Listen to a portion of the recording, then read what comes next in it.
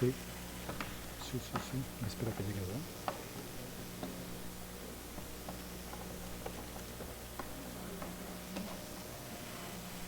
Déjame a un lado, brother. Es un ladito.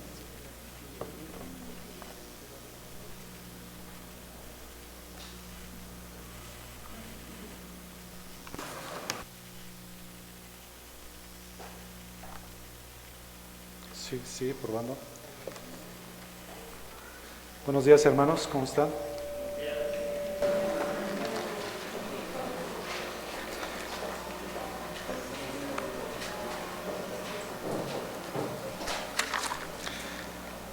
En esta mañana vamos a...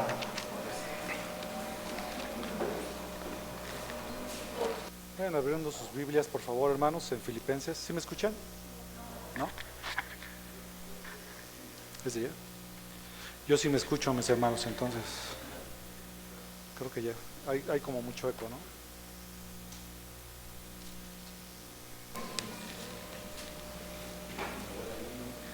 Sí. Abran sus Biblias, por favor, hermanos, buenos días. En Filipenses capítulo número 2. Filipenses capítulo número 2.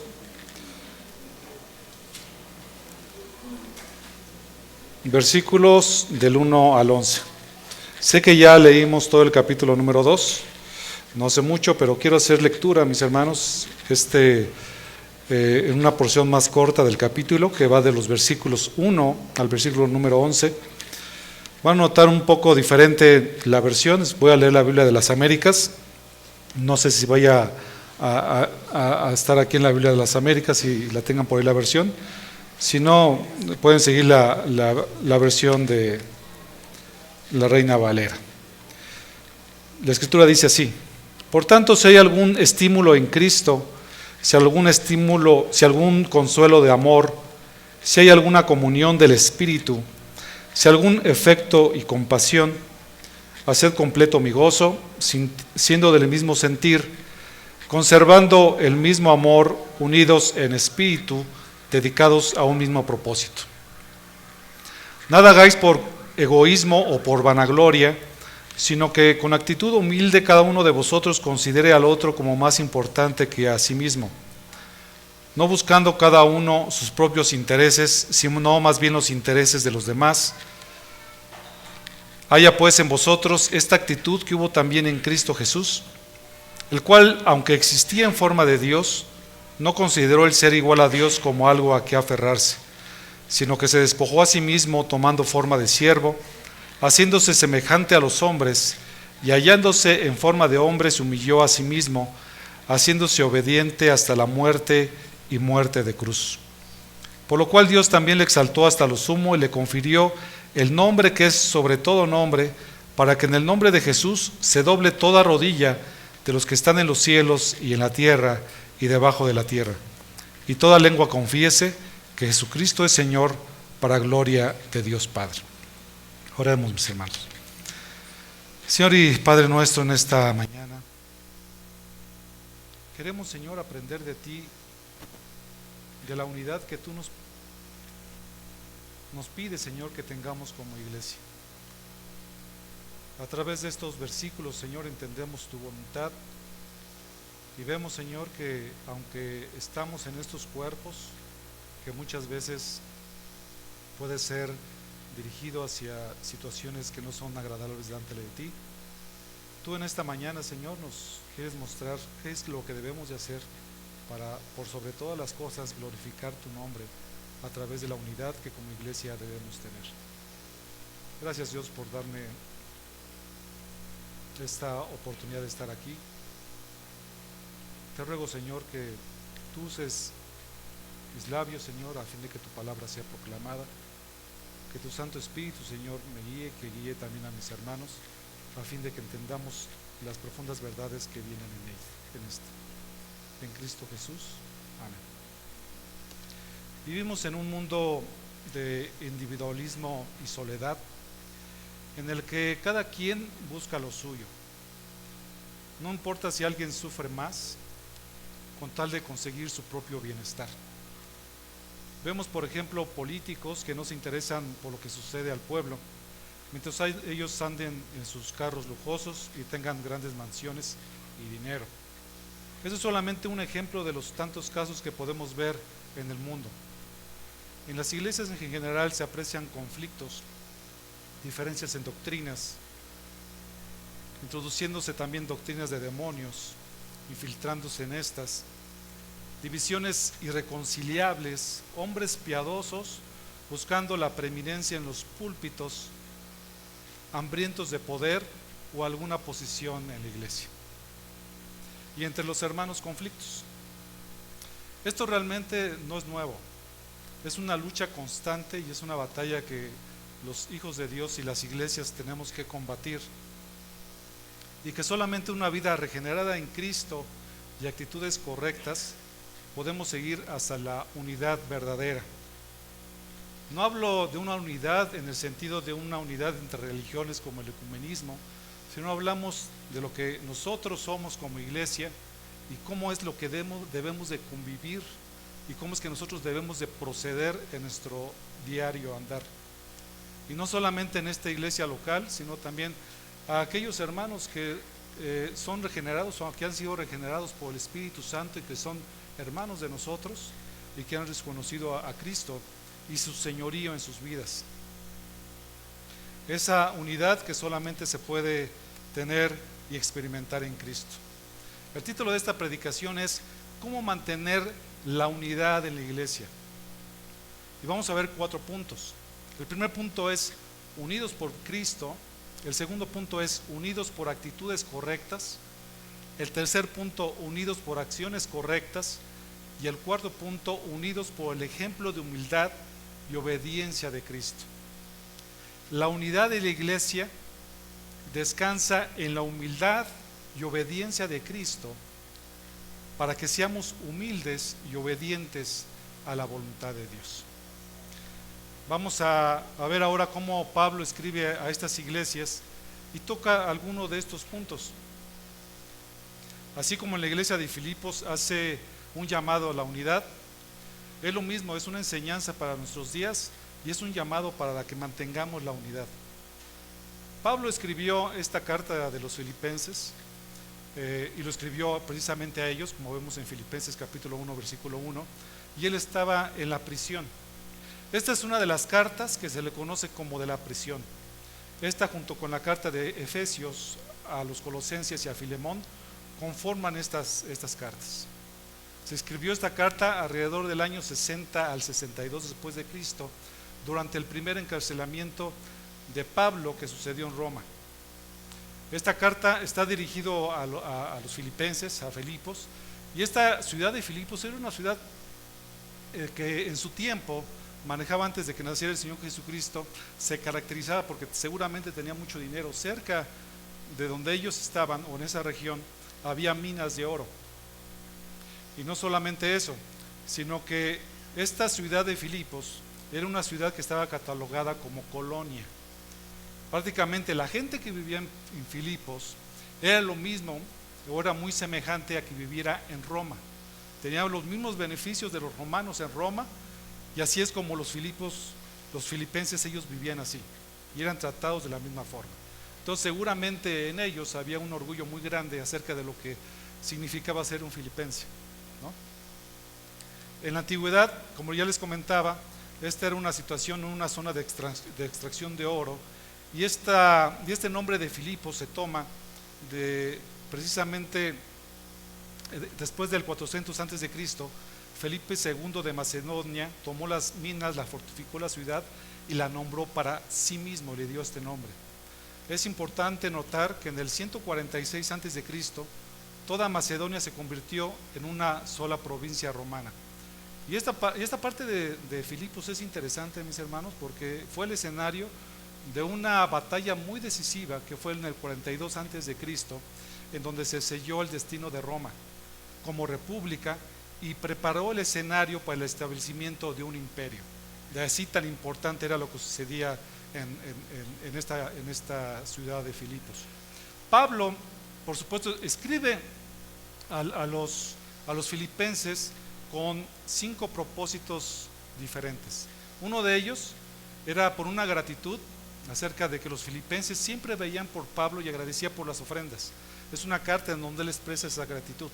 También que supieran la razón por lo que él decidió regresarles a Epafrodito. Recuerdan que ahorita leímos todo el capítulo número 2 y vemos que Epafrodito estaba muy enfermo, prácticamente a punto de morir. Por eso es que envía a Timoteo y les dice: tranquilos, Epafrodito todavía está vivo, no se me preocupen de más. En tercer lugar, habla acerca de las circunstancias o de sus circunstancias en Roma.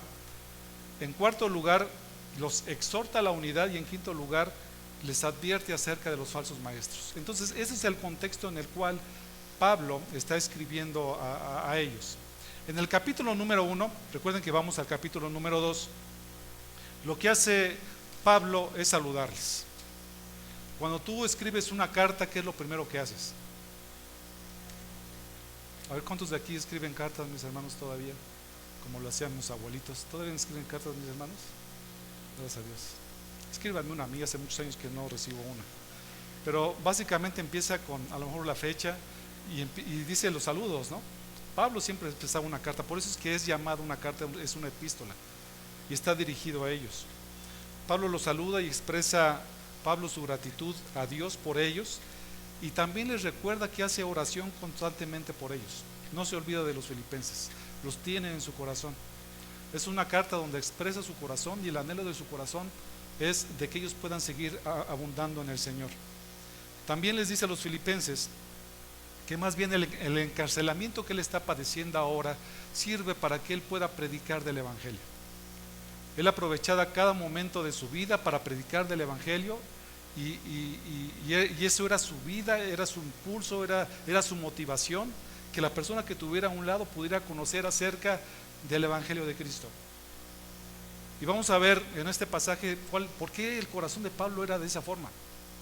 Y nosotros realmente somos movidos a predicar del Evangelio, trayéndolo un poquito a nuestros tiempos, porque entendemos el Evangelio, el poder del Evangelio para salvación, y entendemos el sacrificio tan grande que Cristo hizo en la cruz por cada uno de nosotros. Y les insta, precisamente, acuérdense que estaba en la cárcel, y en la cárcel, él estaba en la cárcel no porque hubiera defraudado al gobierno, que no hubiera pagado sus impuestos, o porque hubiera robado algo. Él estaba en la cárcel porque predicaba del Evangelio. Esa era la razón. O sea, una razón realmente justificable dentro de la voluntad de Dios de que Pablo estuviera en la cárcel. ¿Y cuál era el propósito de que Pablo estuviera en la cárcel, mis hermanos? Predicar el Evangelio. Cuando tú estés en la cárcel, mi hermano, predica el Evangelio. Espero que no sea en el Torito. En el Torito van todas las personas que manejan ebrias, ¿no? Pero si vas por causa del Evangelio, no te olvides de predicar el Evangelio ahí donde estás. ¿Por qué? Porque es la voluntad de Dios para tu vida en ese momento.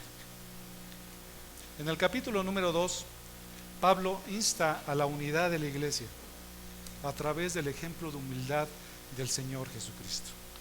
Y vamos a ver ahora precisamente el versículo número 1, donde inicia con la palabra por tanto. Esta palabra de por tanto, el versículo 1 dice: por tanto, si hay algún estímulo en Cristo, si algún consuelo de amor, inicia con por tanto, implica una continuidad con lo que acaba de escribir respecto a permanecer firmes en medio de la persecución, y les exhorta también a que permanezcan en unidad. Eso era muy importante para él. La unidad de la iglesia inicia y termina por Cristo o en Cristo.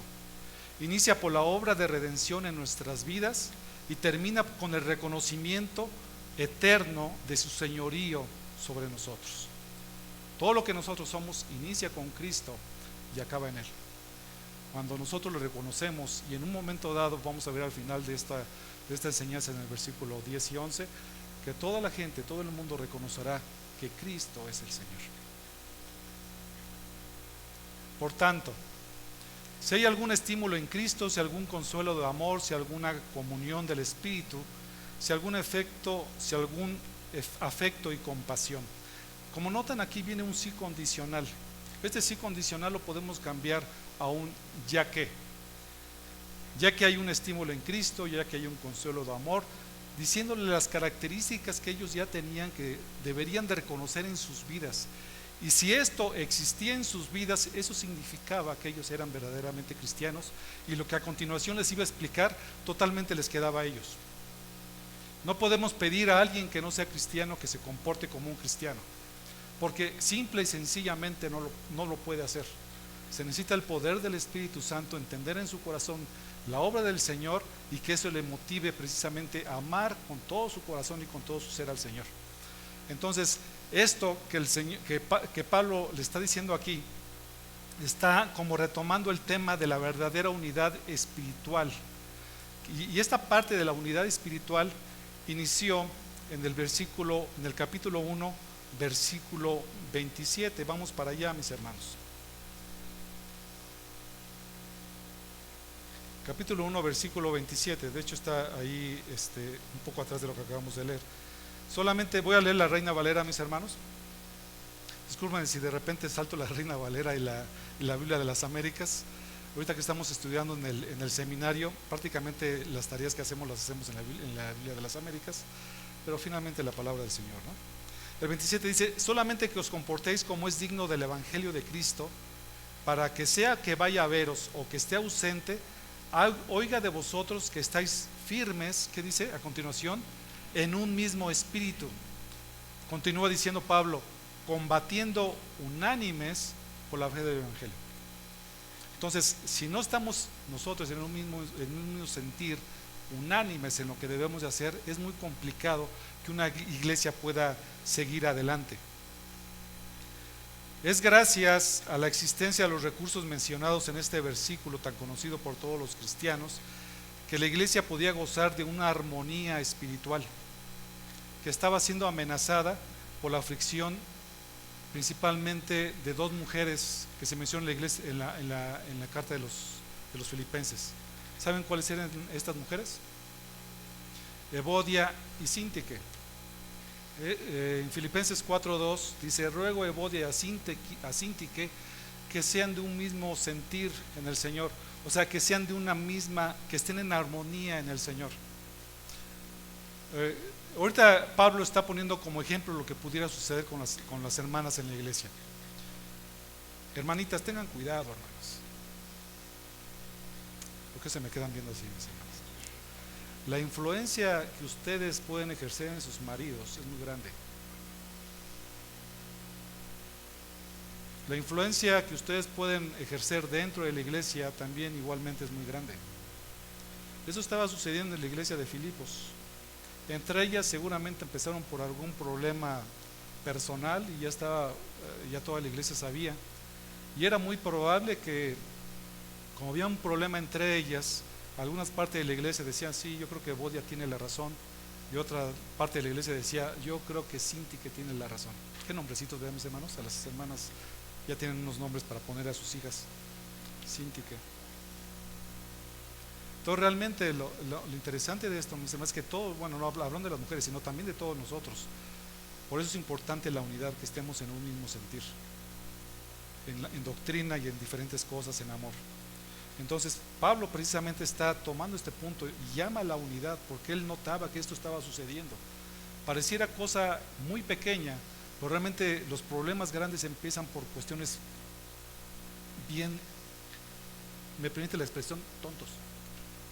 Los mayores problemas que se tienen en los matrimonios empiezan por cuestiones así que dices: ¿en serio por esto me enojé? Realmente ni siquiera tienen un peso lo suficientemente grande como para generar un conflicto. Pero eso se genera por nuestro mismo orgullo, por nuestro pecado en nuestros corazones. Entonces, lo que tenían que estar haciendo los filipenses era estar persuadidos en Cristo. Esta palabra dice: por si algún estímulo en Cristo. Ustedes en la Reina Valera aparece como consolación o estímulo, haciendo referencia a ponerse a un lado para ayudar. Esta palabra se usa del Espíritu Santo, quien nos ayuda para comprender muchas cosas acerca de Jesús, principalmente entender con precisión e infalibilidad al Señor y a su obra. ¿Sí lo entendemos? Aquí lo que está diciendo la palabra del Señor, que ese estímulo, esa consolación viene de conocer perfectamente qué es lo que Cristo hace en la vida de la gente, entender perfectamente la obra de Cristo, Nadie puede ser cristiano si no entiende la obra de Cristo. ¿Qué fue lo que hizo en la cruz? ¿Qué fue lo que hizo por mí? Y lo maravilloso de su gracia y de su misericordia hacia mi vida. Y eso solamente lo puede hacer el Espíritu Santo. Continúa diciendo el apóstol Pablo: si algún consuelo del amor, de amor, el amor que les había sido suministrado cuando ellos creyeron y que ahora podían mostrar, ya que Dios mostró su amor para con nosotros en que, siendo aún pecadores, Cristo murió por nosotros. MacArthur aquí, y lo cito, dice: alude a que el Señor se acerca con ternura para susurrar palabras de aliento y afabilidad al oído del creyente. Qué hermoso. El Señor nos ama y susurra hacia nosotros sus palabras para que nosotros podamos seguir adelante, para que podamos comprender el grande amor que Él derramó en nuestros corazones. Y ahora nosotros, por la obra del Espíritu Santo, es que nosotros podemos amar verdaderamente a la gente. Y podemos amar porque Él nos amó primero. No porque el hombre tenga la capacidad por sí mismo de amar, sino que Él depositó el amor en sus corazones, y ahora eso lo podemos manifestar a la gente, como dice en 1 de Juan capítulo número 4 versículo 10. En esto consiste el amor, no en que nosotros hayamos amado a Dios, sino que Él nos amó a nosotros y envió a su Hijo como propiciación por nuestros pecados. Cristo murió y nos amó para que tuviéramos perdón de nuestros pecados. Las buenas nuevas del Evangelio son esas: hay perdón de pecados. Independientemente del pecado que hayas hecho, hay perdón de pecados.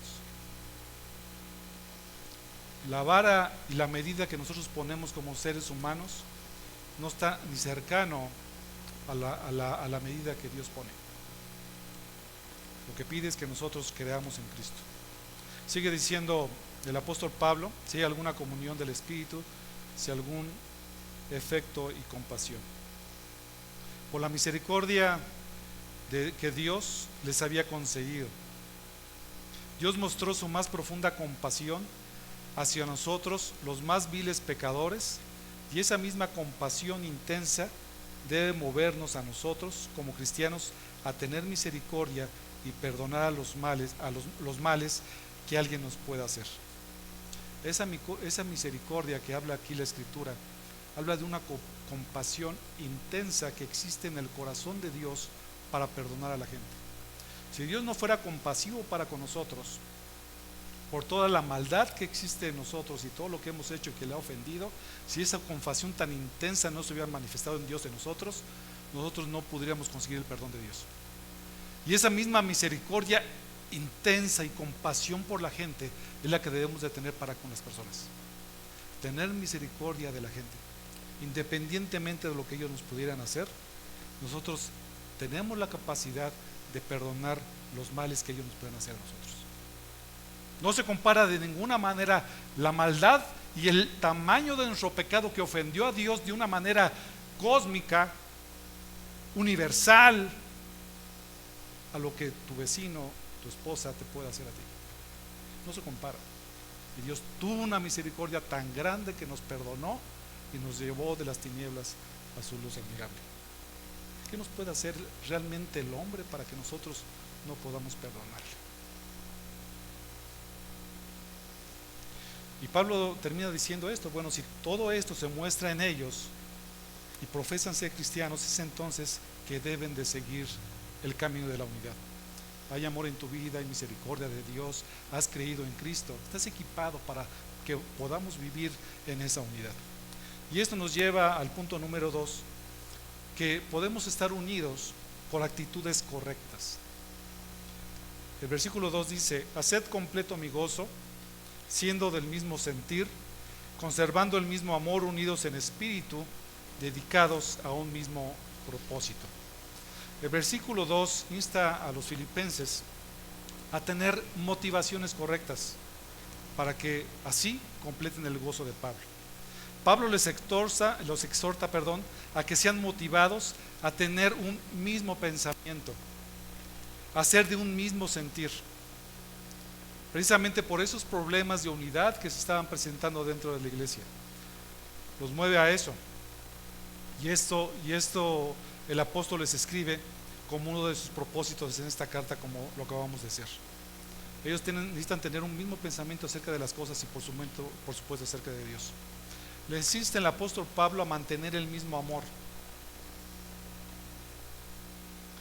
Y a ese de mantener el mismo amor es amar siempre a pesar de circunstancias y a pesar de todo, e inclusive mantener el mismo amor hasta la misma muerte. Debemos de amar a las personas inclusive cuando estemos en agonía. Y el ejemplo lo tenemos en Cristo Jesús. En Lucas 23:34, donde dice el Señor: perdónalo, Señor, porque no saben lo que hacen. Qué palabras, qué palabras tan maravillosas. ¿Qué no le acaban de golpear? ¿Qué no le acaban de escupir, de abofetear, de humillarlo, de burlarse de él? Y dice estas palabras. Es maravilloso cómo el Señor en su humanidad estuvo amando a los seres humanos hasta el fin.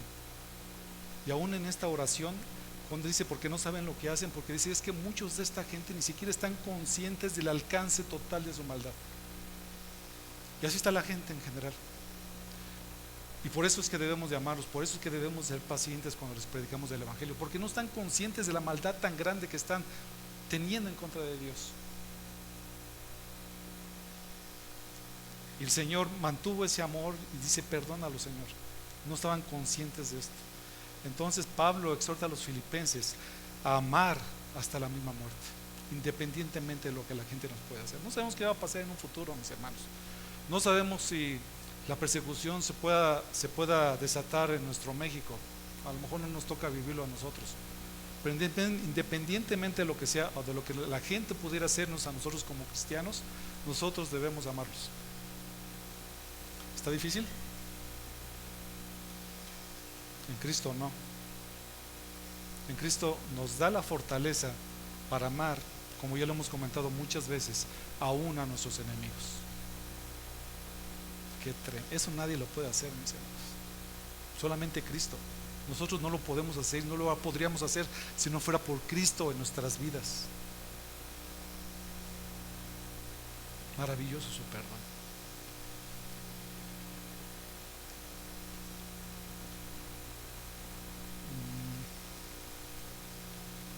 Y Pablo les dice ahí que deben de enlazarse en ese mismo espíritu y trabajar precisamente en la unidad.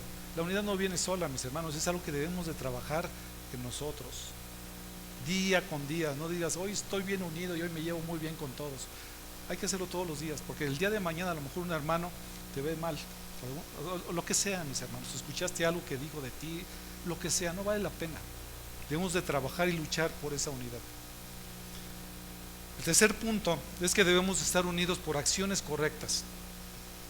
Versículo 3 en la parte A dice: nada hagáis por egoísmo o por vanagloria.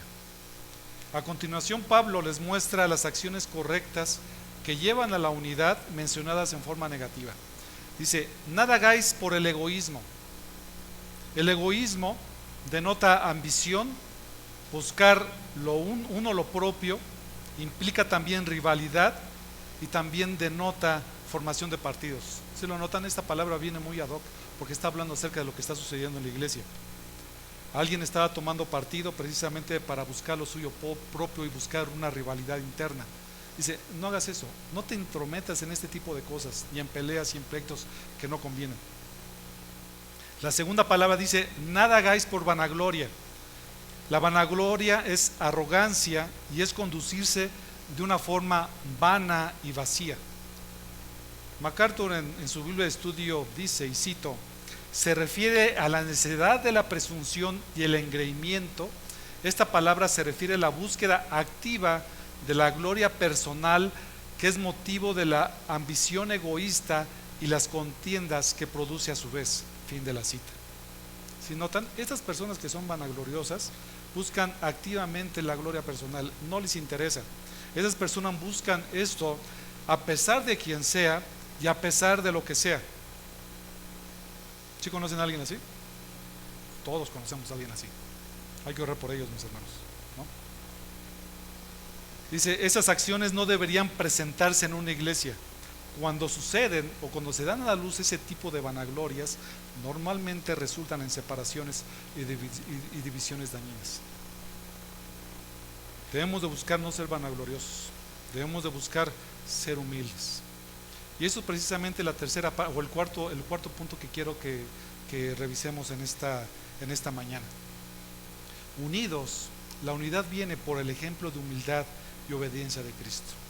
¿Qué mejor ejemplo tenemos que nuestro Señor Jesucristo? No hay mayor ejemplo. Y ya vimos solamente alguna probadita acerca de lo que el Señor Jesucristo, mientras estuvo encarnado, hizo aquí en la tierra. El versículo 3, en la parte B, dice: sino que con actitud humilde cada uno de vosotros considere al otro mismo como más importante que a sí mismo. A continuación, Pablo les indica a los filipenses las motivaciones correctas que llevan a la unidad. Después de estudiar esto, mis hermanos, lo que la Biblia siempre apunta no es a los hechos en sí, sino la actitud de nuestro corazón.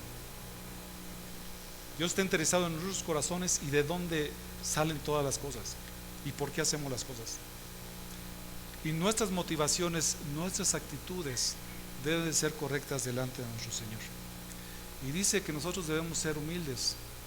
Y esa humildad tiene que ver con la mente y con la actitud de nuestras vidas. ¿Y cómo se demuestra realmente que una persona es humilde? Aquí el apóstol Pablo está diciendo dos elementos importantes. Uno es que consideres al otro como más importante. Y número dos es que no busques tus propios intereses, sino más bien el de los demás. Qué hermoso, ¿no? Una persona humilde reconoce que la persona que esté a mi lado es mayor que yo y tiene una posición arriba de mí. Y eso es como nosotros debemos considerarnos unos a otros. Y eso debe de ser hecho realmente con una actitud adecuada. Y también que no busca nuestros propios intereses. Una persona humilde siempre busca cómo le voy a ayudar a esa otra persona en sus necesidades. Y no se trata de la humildad de vencer el complejo de inferioridad ni de superioridad, sino de prestar respeto, consideración y honor a los demás, sin requerir para nosotros ese honor, ese respeto y esa consideración. Tú estás dispuesto a darlo y no esperas bajo ninguna circunstancia esperar ese honor. Es una persona humilde. Él está dispuesto a respetar, a considerar, a dar honor a los demás sin esperar absolutamente nada a cambio. Cada uno, por gratitud a Dios y por responsabilidad en el desempeño de sus respectivas funciones, ha de ser conscientes de sus propios dones. Y ahí es cuando empieza la cuestión de la unidad y de los dones. ¿Qué dones tenemos, hermanos? Cada uno tiene su don. Algo que he notado en mis años de cristianismo, que son aproximadamente como 32, creo, algo así, es que casi todo el mundo quiere estar aquí al frente. ¿O no? ¿No? Bueno, las mujeres espero que no. Pero de veras, hermanos, les digo eso porque yo en su momento pues también dije, ha de ser bien bonito estar ahí al frente predicando la palabra del Señor y que todos te vean. Y saben, mis hermanos, eso está dado. Dios da dones en las iglesias y después de los años he aprendido que no es más importante el que está al frente exponiendo la palabra que el que está barriendo, porque son dones que Dios ha dado a la gente. Todos nosotros hemos visto a lo mejor personas que no tienen el don de la enseñanza o de la exposición de la predicación, que están al frente, cuando es evidente que no tienen ese don y son persistentes en tenerlo. Sin embargo, Dios equipó a cada uno de nosotros con dones especiales para que el don que Dios nos dio lo ejerzamos en su momento y en el lugar adecuado, y eso glorifica a Dios. Hermanos, y los que hemos predicado no saben el temor tan grande de estar aquí. Santiago dice que en un momento dado Dios nos va a juzgar por lo que dijimos y cómo lo dijimos y cómo lo vivimos. Y eso es un temor enorme, hermanos. No lo saben. Bueno, sí lo saben, porque conocen a nuestro Dios. Porque Dios es amor, pero también es fuego consumidor. Fuego consumidor. Entonces debemos estar conscientes de nuestros dones y estar contentos con los dones que el Señor nos dio y utilizarlos para honra y gloria de su nombre. Los filipenses no debían ser movidos por vil rivalidad, ni por motivos egoístas, ni buscando su propio honor y prestigio, como ciertos predicadores en Roma lo hacían. Vamos en Filipenses 1:17, mis hermanos, ahí mismo.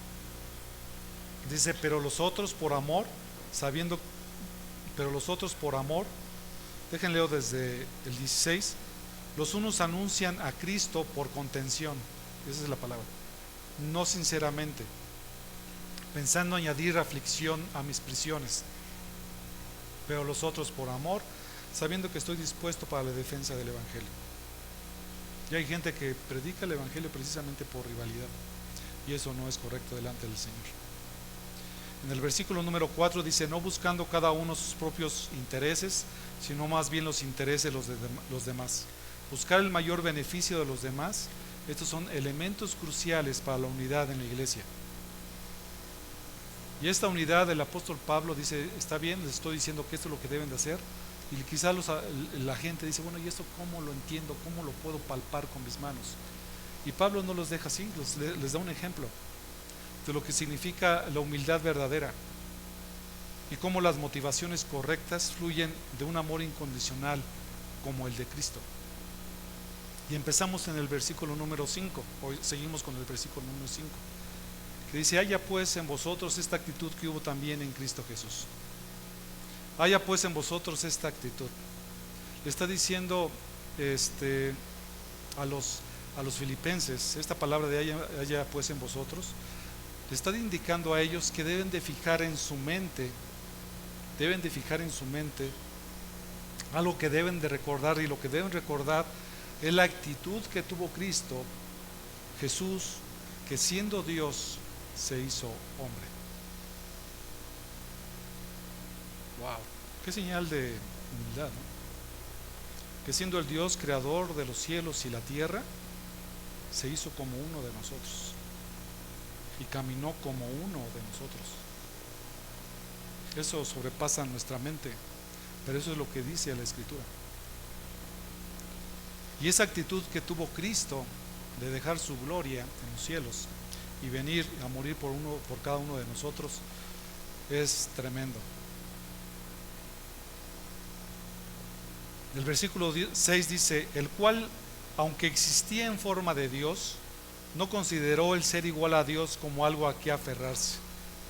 Aquí cuando dice la palabra del Señor que existía en forma de Dios, es que Cristo, antes de que viniera a nacer en la tierra, que era en forma de Dios, lo que significa esta palabra es que era Dios mismo. Él continuó siendo Dios aun cuando se encarnó, y cada una de sus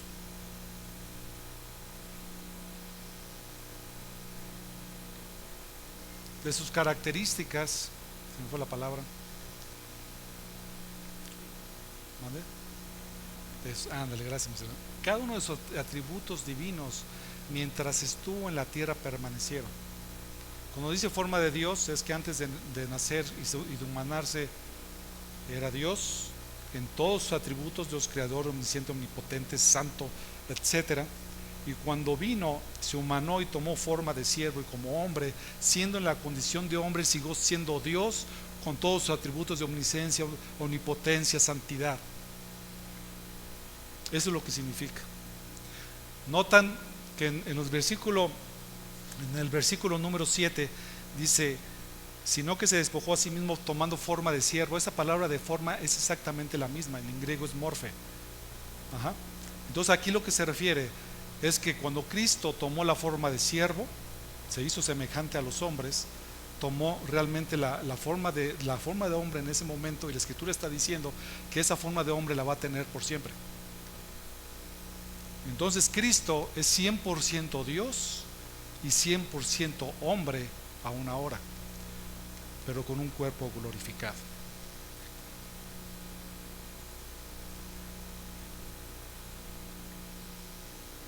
Cristo era de una naturaleza divina real y subsiste en la persona de Cristo. Incluye toda la naturaleza y esencia de la deidad. Toda la deidad está en nuestro Señor Jesucristo. Y se admite que esa de forma de Dios y de forma de hombre es algo que, aunque son antitéticas, tienen el mismo sentido en ambas. Siempre ha existido como Dios y Él no ha dejado de ser Dios, y cuando se humanó y se hizo hombre, permanece siendo como hombre, ahora en un cuerpo glorificado. Entonces Cristo, siendo Dios, no se aferró a todas sus prerrogativas de Dios en su naturaleza o en su condición de Dios. Y viene también en el versículo 7 algo muy interesante. El resumen del versículo 6 es: Cristo es Dios y siempre fue Dios, y mientras humanó es Dios.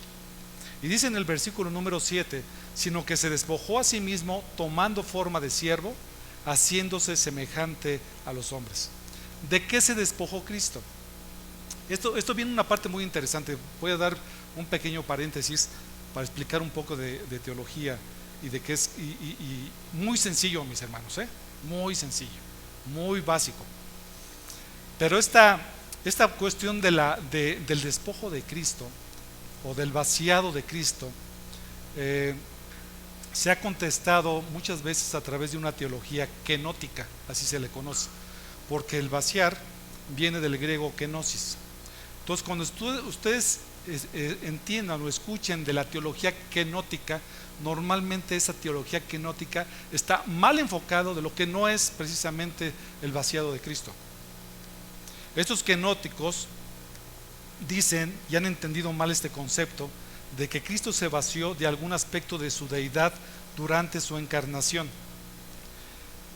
En ciertas formas, esta enseñanza errónea afirma que Cristo retuvo lo que ellos llaman sus atributos esenciales de deidad, que son como santidad, gracia, pero que se rindió lo que ellos denominan sus atributos relativos, como es la omnisciencia y la inmutabilidad. O sea, de muchos de esos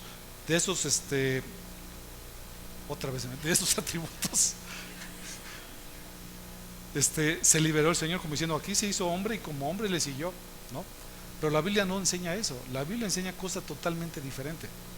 ¿Por qué? Porque por definición es imposible que Dios eterno, inmutable, cese de existir como Dios. Aun cuando Cristo estaba siendo un bebé, ese bebé en ese momento era Dios. ¿Tú lo entiendes? Yo no. No, es difícil de entender cómo, siendo un bebé, podía Él sostener a la creación misma y saber exactamente lo que sucedía siendo un bebé. Eso nos sobrepasa por mucho. Pero es lo que dice la Escritura. Y ellos, como no lo entienden, lo manejan de esa forma. Cristo confirmó que Él era Dios mismo. Cuando dice, por ejemplo, en Juan 10:30, yo y el Padre somos unos. Y los judíos entendieron perfectamente lo que estaba diciendo Cristo, y lo que quisieron hacer los judíos en ese momento, ¿recuerdan qué fue? Fue apedrearlo. Y los judíos le contestaron: no te apedreamos por ninguna obra buena, sino por blasfemia, y porque tú, siendo hombre, te haces Dios. Para ellos era bien clarito que las palabras que estaba diciendo Cristo es que Él era el Dios encarnado, Él era el Mesías, y por eso lo querían apedrear. Él se despojó de sí mismo, y esto de que se despojó de sí mismo significó que dejó de ser Dios de ninguna manera, sino que se vació, dejó de posesión y algunas prerrogativas divinas. Recordemos que Él, mientras estuvo aquí, fue 100% hombre y 100% Dios. Esta palabra keno significa en el griego anular, invalidar o dejar sin efecto. Cristo se anuló a sí mismo. El resto del versículo indica en qué forma se anuló, y dice que se anuló tomando forma de siervo, hecho semejante a los hombres. Cristo renunció a su reputación precisamente adoptando la naturaleza humana. Hendriksen, en su comentario del libro de los Filipenses, escribe, y cito: ¿de qué se vació a sí mismo Cristo Jesús? Ciertamente no de su existencia en la forma de Dios. Jamás dejó de ser el poseedor de la naturaleza divina. Él no podía prescindir de su deidad en su humillación. Aún en su muerte tuvo que ser el poderoso Dios para que con su muerte venciera la muerte. ¿De qué se vació o renunció?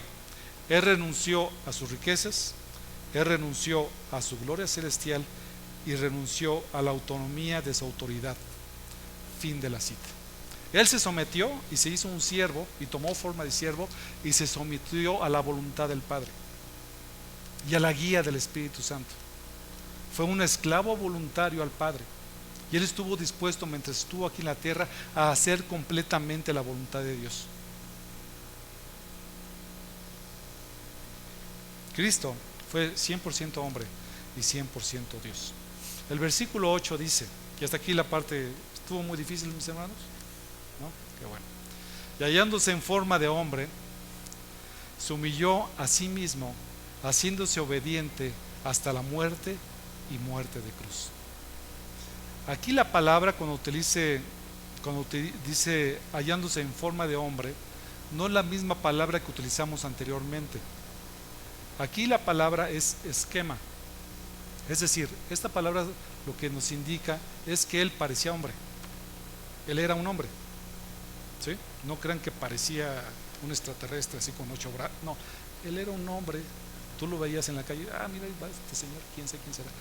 Bueno, allá en Nazaret sabían que era el hijo del carpintero, pero un hombre como uno de nosotros, y se hizo como uno de nosotros. Los hombres vieron a Cristo una forma, un comportamiento, un lenguaje, una acción, un modo de vida humano. Era un humano normal y sencillo como uno de nosotros. En general, el estado y las relaciones de un ser humano, de manera que en todo el modo de su apariencia se dio a conocer a sí mismo como hombre y como tal era reconocido. Como les decía, sí, este es hijo de José y de María y es hijo que es carpintero, ¿no? Así era reconocido él.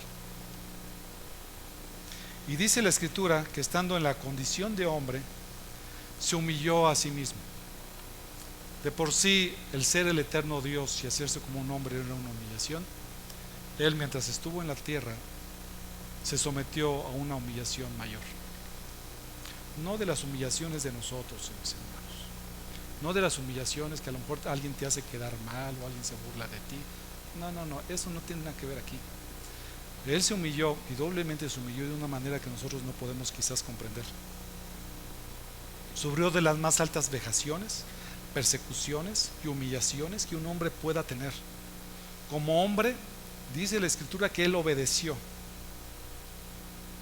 Esta palabra de obedeció es que da oído, implica que da oído a lo que se está diciendo. Es escuchar atentamente las instrucciones y dar cumplimiento a tales instrucciones. Eso es lo que significa obedecer, con atención. No como nosotros, como muchos de nosotros como hijos. Habla a tu mamá o habla a tu papá y tú le sigues como si nada. Y el papá por acá, ¿qué no te dije que hicieras esa? No escuché nada. ¿Tú lo escuchaste? ¿Ves que no lo escuché? Sí, eso se les hace común, ¿no? Yo le digo a mis hijos, lo que deberías de hacer es, en cuanto dice Adri, voltean enseguida y escuchar qué está diciendo tu madre, porque lo que va a decir tu madre es importante. Necesitas ponerle atención. Eso es querer obedecer, ¿no? ¿O no? Cuenta una historia de Sir Henry Havelock. Él estudió leyes. Sin embargo, después cambió su carrera y tomó las armas o se metió a la cuestión del ejército. Poco después sucedió en Inglaterra, poco después de la batalla de Waterloo, llegó a ser un prominente militar. Durante una estancia en Londres y por invitación de este señor Henry, que entonces era un coronel, lo visitó un caballero. En el transcurso imagínate pues, cómo estaban platicando bien a gusto, ¿no? Y en el transcurso de la conversación, de repente la señora dice: ¿dónde está Enrique? Y Henry dice: ¿Enrique? Sí, nuestro hijo. ¿En dónde está Enrique? Refiriéndose al hijo de ambos. Dice, porque ella no lo había visto en toda la tarde. Y entonces en ese momento que dice: ¿y dónde quedó aquel? ¿No? Y entonces ya sabe, y le vino a la mente esto. Entonces el coronel se puso en pie y repuso: ay, pobre muchacho, está en el puente de Londres y con este frío que está haciendo, Le dije que me esperara hoy a las 12 en este lugar y con tantos asuntos que he tenido que atender, olvidé la cita. ¿Saben qué hora era? Eran ya las 7 de la noche. Y el pobre estaba allá en el puente de Londres. Entonces él muy amablemente dijo: ¿sabe qué? Discúlpeme, tengo que ir por mí, ya se me olvidó. Y fue por él. Y lo recogió y regresó. Y antes de que se fuera, le dice Henry a su invitado: como usted ve, señor, esta es la disciplina de la familia de un soldado. Después de una hora, el coronel regresó con el pobre Enrique, quien parecía haber pasado por la experiencia de esa tarde con muy buen humor. ¿Sí lo notas? El niño había obedecido, había escuchado a tu padre y me dice: aquí me esperas y a las 12 vengo por ti. Y no te me mueves de aquí. ¿Qué hubieran hecho, jóvenes?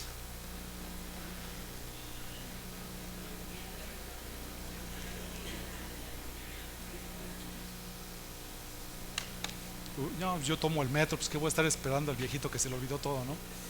Lo bueno es que se acordó después de 7 horas, ¿no? Imagínate. Cristo fue obediente, sabiendo que le costaría la vida. Algo que me llama la atención de esto que les acabo de decir es que el joven estaba de buen humor. Es decir, estaba atendiendo una orden de su padre con gusto.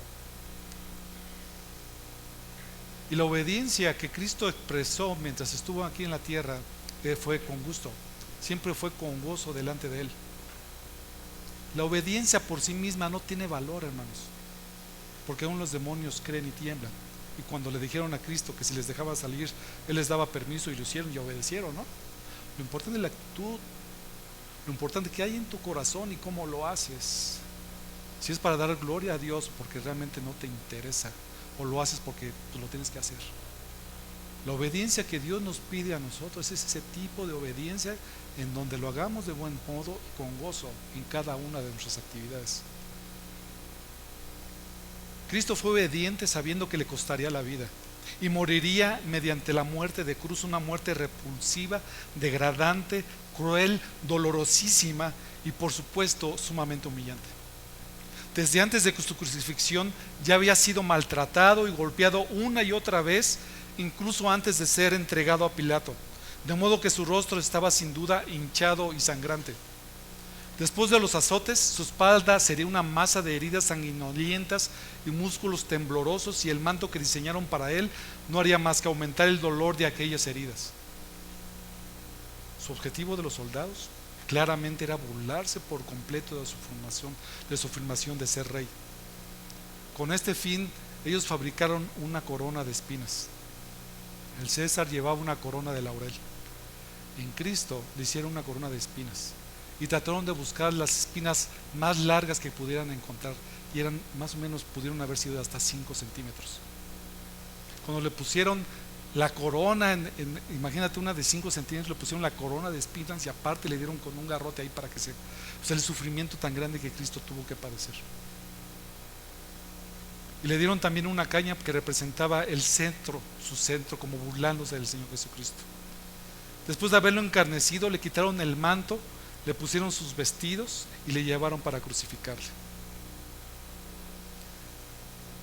A los que iban en la crucifixión les tenían que poner la causa por la cual ellos estaban siendo crucificados, y era parte de la vergüenza que se les infligía de forma deliberada.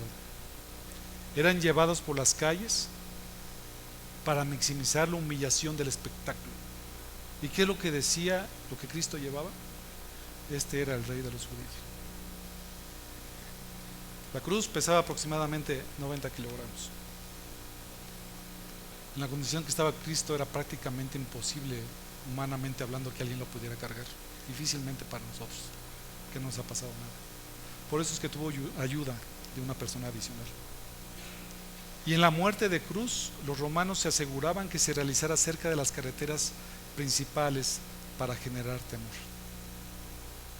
Cristo realmente padeció muchísimo en la cruz. Padeció lo que nosotros debimos de haber padecido.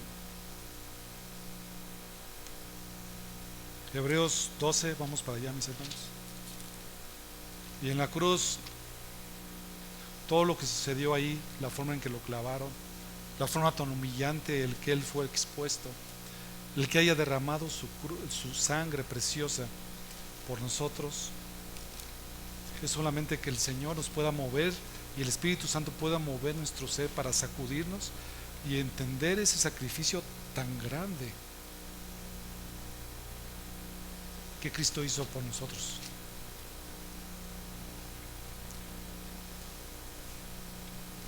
Hebreos capítulo 12, versículo número 2 les dije.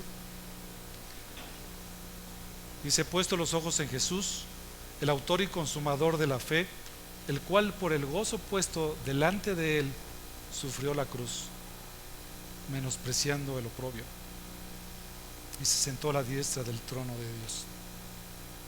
¿Lo notan? Con el gozo puesto delante de él sufrió la cruz, menospreciando. O sea, él fue a la cruz con gozo, porque sabía que estaba obedeciendo al Padre, y porque sabía que a través de su muerte, por su propiciación, por su sacrificio, nosotros pudiéramos creer. Cuán amor tan grande el Señor expresó en la cruz. Y dice al final del versículo número 3: él sufrió la cruz menospreciando el oprobio, y dice, y se sentó a la diestra del trono de Dios. Dice el versículo 9 de nuestro texto: por lo cual Dios también le exaltó hasta lo sumo y le confirió un nombre que es sobre todo nombre. Por lo cual, de este sacrificio tan grande, Dios lo exaltó hasta lo sumo, sin parangón, sin comparación, y le dio un nombre inigualable, el nombre que representa el título y la dignidad del Señor. Efesios 1:21 dice: muy por encima de todo principado, autoridad, poder, dominio, y de todo nombre que se nombra, no solo en este siglo, sino también en el venidero. Y en Hebreos 1:4 dice: hecho tanto superior a los ángeles, cuanto heredó más excelente nombre que ellos, para que en el nombre de Jesús, dice el versículo 10, se doble toda rodilla y todos le adoren, los ángeles del cielo, los hombres de la tierra, todos los condenados al infierno, tanto seres humanos como ángeles caídos y ángeles. Dice el versículo 11: todos confesarán que Cristo es Señor. Va a llegar un momento en la historia que aquellos que no creen en Dios, que aquellos que no quisieron someterse al señorío de Dios, finalmente lo van a hacer, y van a reconocer que Cristo es Señor, a quien pertenece todo poder y autoridad para gloria de Dios Padre. Lo van a reconocer, lo van a confesar. Será la acción final de todos los seres y entidades en respuesta al señorío de Cristo, y se dará de forma voluntaria y bienaventurada, o involuntaria y desoladora. Para aquellos que hemos creído, va a ser de forma voluntaria y va a ser algo bienaventurado y feliz para aquellos que hemos creído. Y para los que no, lo van a reconocer como Señor de forma involuntaria, y va a ser desoladora, porque se van a ir al infierno, porque no reconocieron a Cristo como Señor y dieron por nada el sacrificio tan grande que hizo en la cruz para salvarnos.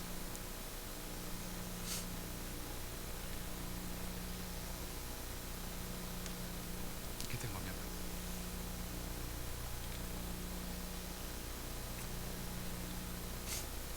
¿Reconocerás hoy al Señor en tu vida?